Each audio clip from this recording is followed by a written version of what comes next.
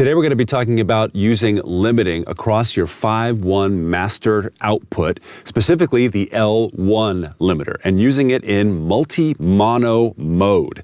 We're here in Pro Tools, and this is the film Outpost, which we just finished doing post-production on.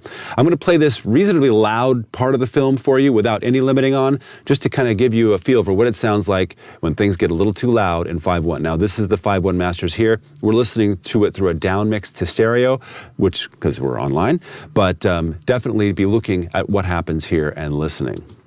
Ari, this is it. We have to make contact. This is an aggressive infiltration. My directive is to get you to the emergency transport pod. We don't know that they're hostile. Citizen, my directive, I won't...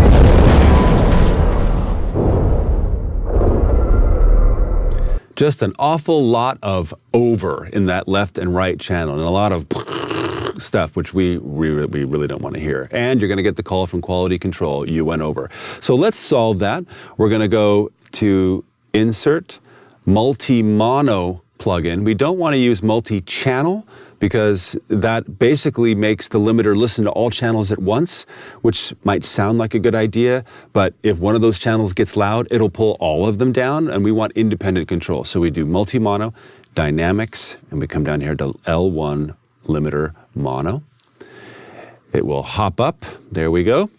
And now I'm going to use, for starters, a 5 millisecond release, which is very, very short. I'm going to make the output ceiling minus 0.2 decibels, and I'm going to leave the threshold alone for now. This makes, if you look here, you can see that this is happening to all 6 channels independently now, and they're linked. So whatever I do to one of these, it does to all 6 channels. Let's see what happens now. Ari, this is it. We have to make contact. This is an aggressive infiltration. My directive is to get you to the emergency transport pod. We don't know that they're hostile. Citizen, my directive, I won't... Notice there's no more over 0 happening, and that is a lot less. It's still there because our release is so short and the limiter is so good at cutting things down without distorting, it has to recover very fast. So if we slow down our release a little bit, like a lot, like take it out to 150 milliseconds or so, we should be able to get a much smoother situation regarding those loud, low-frequency hits. Ari, this is it. We have to make contact. This is an aggressive infiltration. My directive is to get you to the emergency transport pod. We don't know that they're hostile. Citizen, my directive, I won't...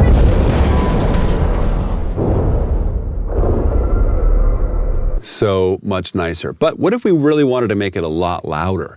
What if, you know, it was for an internet mix and we wanted to do that kind of a down mix? Well, that's what this threshold is for.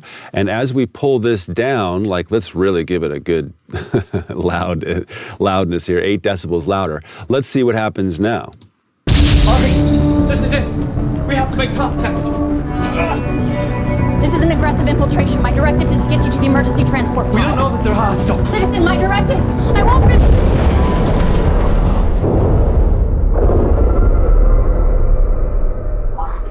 There was some pumping because we are just crushing that 5.1 master, but there's no distortion, nothing's going over 0, and it sounds pretty good, considering that with it off, it sounded terrible, and even at a threshold of 0, it sounded fine, but it was just a little bit quiet. And with that 8 decibel threshold, we're, you know, taking the dynamic range away. We're basically mastering in a music way, a very simple music way, the 5.1 output of our film. And for internet delivery, you know, I talk about this all the time on Cinema Sound. You've got to have your internet delivery strong and loud. But one more thing I want to show you that's so cool about having this in multi-mono. What if you want to have the LFE a little more contoured, maybe a little less dynamic range than the rest of the channels, or maybe the center channel? Well, in this mode, you can do that.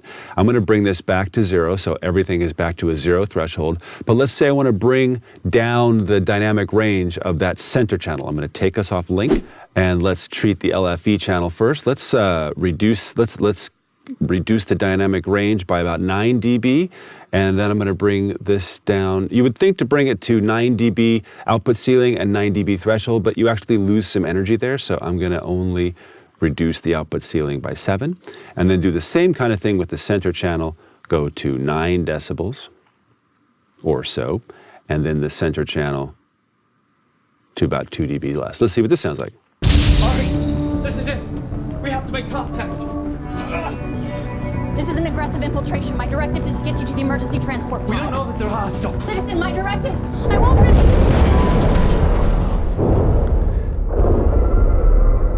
And now the low frequency LFE is way more controlled, and the center channel is getting a nice haircut, while the rest of the immersion in the quad speakers is left alone, beautiful and dynamic.